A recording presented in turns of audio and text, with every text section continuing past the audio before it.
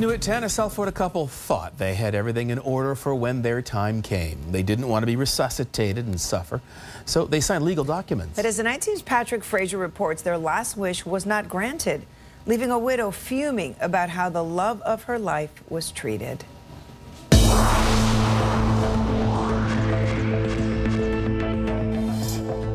When Barbara says God sent Robert to her, she's serious because she prayed for a man like him at church the Sunday before she met him. And I ordered him, and he showed up at my open house on Wednesday morning. That's how we met. They shared 31 wonderful years together, and as they got older, shared several health scares. We had both very severe, life-threatening medical conditions.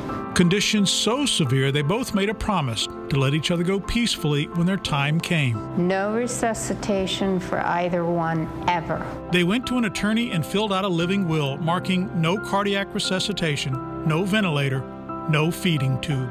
We signed living wills, which is basically no DNR, and it's on a white sheet. Then in September, Robert didn't feel great, and they decided to go to the hospital.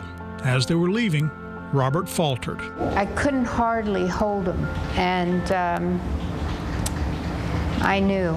Instinctively, Barbara dialed 911, and while she was speaking to the operator, it happened. She said, "Do you have a pulse?" I said, "No." And at the same time, this very large amounts of brown liquid came from his nose, his mouth.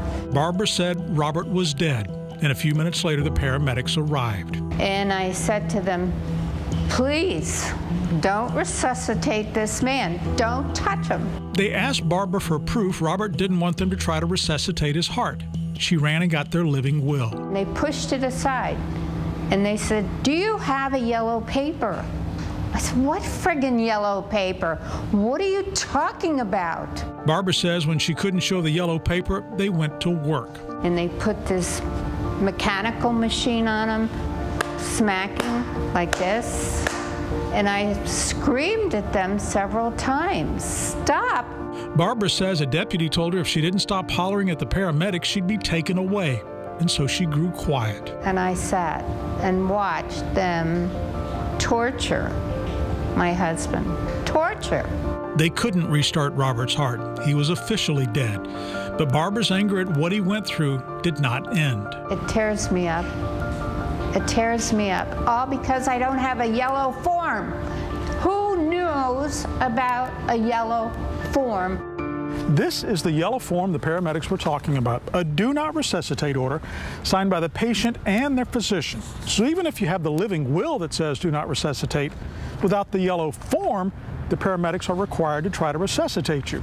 Exactly what Robert and Barbara did not want.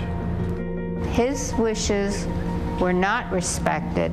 Yeah, the DNR order is very specific. Dr. Kenneth Shepke is with the Florida Department of Health and says the living will is normally used in a hospital. But if you're at home or outside, paramedics need to see the yellow DNR form. Once properly filled out, allows EMTs and paramedics to withhold cardiopulmonary resuscitation. That's the reason why it's yellow, so it's easily spotted. I'm so traumatized. Barbara will never forget what she went through, simply because she had no idea about a yellow piece of paper. I think it's a big injustice to those that are very sick and do not know about this yellow form. Robert wanted to die peacefully. Instead, Barbara is left tormented that she wasn't able to grant his last wish. I'm Patrick Frazier, 7 News.